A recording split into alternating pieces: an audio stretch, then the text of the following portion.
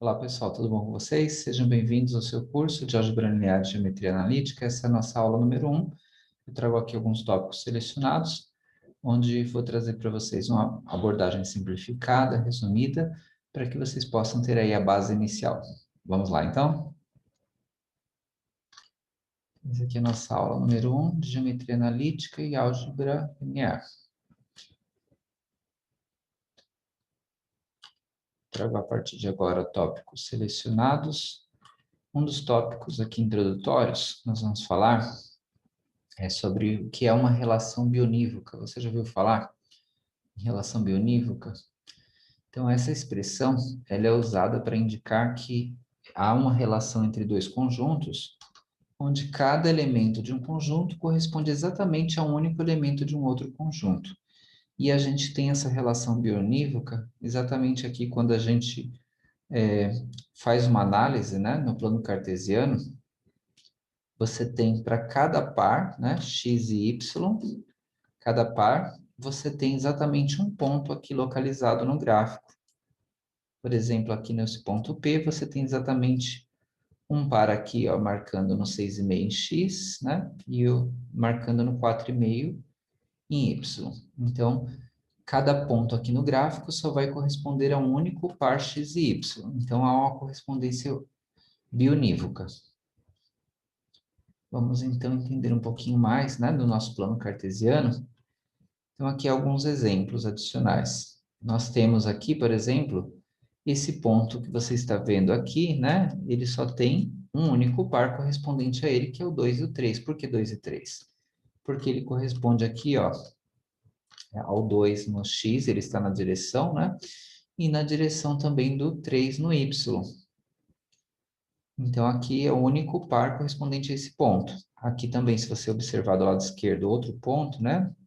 Esse ponto aqui destacado agora em vermelho, ele tem um único par correspondente a ele, que é o menos 3, né, no x e o 1 no y. Se você olhar esse ponto mais embaixo aqui, ó, esse ponto, você tem um único par também, que seria o menos 1,5 no x, né? Ele está na direção do menos 1,5 no x e ele está na direção do menos 2,5 no y. Se você olhar esse ponto central aqui, ó, ele tem um único par correspondente também, que é o 0 e o 0. Então, cada ponto só tem um único par correspondente a uma correspondência bionívoca aqui entre os pontos do nosso plano cartesiano e os pares ordenados da sua localização. Vamos então agora falar de distância, pessoal. Quando vocês estão pensando ainda no plano cartesiano e vocês têm dois pontos, por exemplo, aqui o ponto C e o D, como achar essa distância entre esses pontos? Como é possível achar a fórmula que nos permitiria calcular essa distância aqui entre o ponto C e D, ou entre quaisquer outros dois pontos, A e B? Então, como é possível? Vamos, a partir de agora, ver como vocês conseguem uma fórmula, né? Que depois que ela já está estabelecida, vocês podem só substituir os valores e fazer a resolução aí da distância entre quaisquer dois pontos. Vamos descobrir juntos? Então, aqui, ó, se você tem aqui o ponto P e Q, então você tem aqui o ponto P e o ponto Q. Você tem a distância entre eles. Essa reta aqui, né? A distância, a reta que eu estou colocando agora em vermelho. Como eu consigo pensar em termos de um triângulo nessa distância que está em vermelho? Então, esse é um triângulo retângulo, você tem aqui um ângulo de 90 graus. Então, é possível você pensar da seguinte forma, né? Essa distância aqui, ela seria uma distância estabelecida aqui no eixo x, que eu poderia considerar o x2 menos o x1 para saber essa distância, o módulo do x2 menos x1. E aqui essa distância, eu poderia considerar como sendo y1 menos y2, porque eu estou olhando aqui na vertical, né, no eixo y. E pensando agora no triângulo como um todo, essa distância entre P e Q que eu gostaria de descobrir aqui, ela seria a hipotenusa do triângulo. Vocês se lembram desses termos? Um triângulo retângulo, né? Ele tem um lado maior que a hipotenusa, ele tem outros dois lados menores, que são os catetos. E aí é possível aplicar o chamado Teorema de Pitágoras. Todo mundo se lembra do Teorema de Pitágoras? Que fala que o lado maior ao quadrado, que é a hipotenusa, ele é igual à soma dos outros dois lados menores ao quadrado.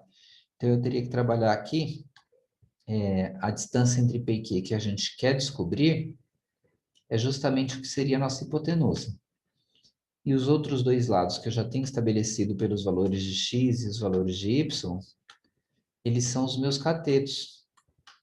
E pelo Teorema de Pitágoras, né, a hipotenusa ao quadrado, ela é igual à soma dos outros dois catetos ao quadrado. Não outros dois catetos ao quadrado, perdão. Só existem dois catetos, né? O cateto 1, o cateto 2, porque o outro lado maior sempre será a hipotenusa. E pelo Teorema de Pitágoras, se eu faço essa relação aqui, hipotenusa ao quadrado é igual à soma dos catetos ao quadrado, eu consigo descobrir a hipotenusa. Então, eu posso pensar nesse gráfico, nesse desenho, e aí eu vou pensar nessas distâncias em termos de x e y, os catetos, e eu consigo estabelecer uma fórmula para a hipotenusa que seria a distância entre esses pontos P e Q. E tendo estabelecido a fórmula, eu consigo aplicar em todos os casos, é só por substituição dos valores. Então, vamos ver como estabelecer a fórmula. Então, aqui, ó, você tem o seguinte, né? A distância y1 menos y2. Na verdade, aqui seria até o inverso, né? Eu poderia trabalhar com y2 menos y1, mas tudo bem, não tem problema, tá? O importante é a distância entre dois valores de x. Mas como está aqui em módulo, tanto faz, tá? O módulo, ele desconsidera o sinal, né? Então, dá na mesma você trabalhar x2 menos x1, ou x1 menos x2, se você está trabalhando aqui em módulo. Pelo Teorema de Pitágoras, então, essa distância aqui que eu estou considerando entre P e Q, que na fórmula aqui eu vou chamar de A e B, poderia ser P e Q, mas a gente costuma usar o termo A e B, como se fosse aqui ponto A e B, para ficar uma fórmula padrão para dois pontos A e B. A hipotenusa ao quadrado, tá vendo aqui o quadrado? Que é a distância que eu preciso entre os dois pontos, que eu estou chamando aqui de A e B, mas eles estavam no desenho como P e Q. Qual que é a distância de um dos catetos? É a diferença entre os dois valores de x em módulo, né? Porque aí não importa se eu faço x2 menos x1, x1 menos x2. Aí depois você tem aqui também em módulo, quando você olha aqui essa distância do y, né? Aqui da vertical, né? Esse lado, esse cateto. Os dois catetos ao quadrado, vocês estão percebendo aqui? Só que se eu quiser tirar esses módulos, né? Eu posso porque eles estão ao quadrado, então tanto faz usar módulo ou não usar. Então, eu posso considerar o seguinte, ó. x1 menos x2 ao quadrado, né? Aqui em módulo, é igual a x1 menos x2 ao quadrado sem o módulo, que são esses dois traços. O módulo que indica que não me interessa o sinal, somente o valor absoluto do número, né? Mas como está ao quadrado, todo valor ao quadrado sempre vai dar positivo, não faz diferença estar em módulo ou não. Então, eu posso considerar também que o y menos y2, sem o módulo, já aqui elevado ao quadrado. Fazendo agora a substituição, pessoal, eu consigo trabalhar, né, a construção da fórmula aqui, ó, a distância entre os dois pontos A e B, que aqui está P e Q, mas vamos pensar em A e B, tá? Que é mais comum usar A e B.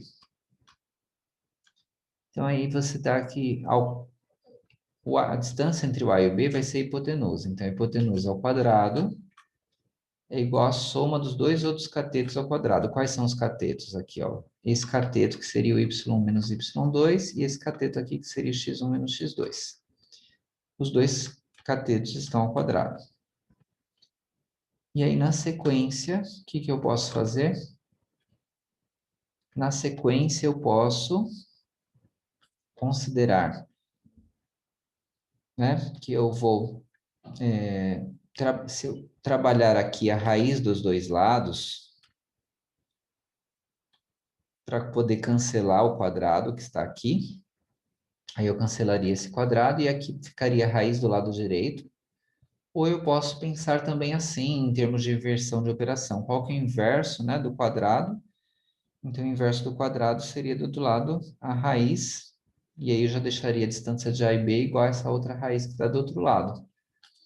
Mas eu, pensando matematicamente de uma maneira formal, para eliminar um quadrado, eu coloco os dois lados elevado a uma raiz, porque tudo que eu faço do lado esquerdo do sinal de igual, eu tenho que fazer do lado direito também. Aí eu posso trabalhar o cancelamento desse quadrado aqui, fica só a distância de A e B, só que do outro lado fica a raiz. E aí a gente fecha aqui a nossa fórmula, que termina ficando assim. Distância entre A e B é igual a raiz de x1 menos x2 ao quadrado, mais y1 menos y2 ao quadrado. Então, aqui é a fórmula que se você tiver dois pontos, você colocando seus valores de x, seus valores de y, fazendo a subtração, elevando ao quadrado e calculando a raiz, vai dar exatamente a distância entre dois pontos quaisquer, porque nós fizemos aqui o cálculo, né? Desenvolvemos a fórmula que agora ela é aplicável em todos os casos para dois pontos. Então, assim, a gente fez o desenvolvimento, né, da fórmula da distância entre dois pontos por meio, né, de uma ajuda aqui geométrica, analisando com o Teorema de Pitágoras, tá? No próximo vídeo eu trago já um exemplo resolvendo aqui, substituindo para vocês verem. Aqui é de onde veio a fórmula da distância entre dois pontos. Então, aguardo vocês na próxima aula. Ótimos estudos a todos. Um abraço, até a próxima.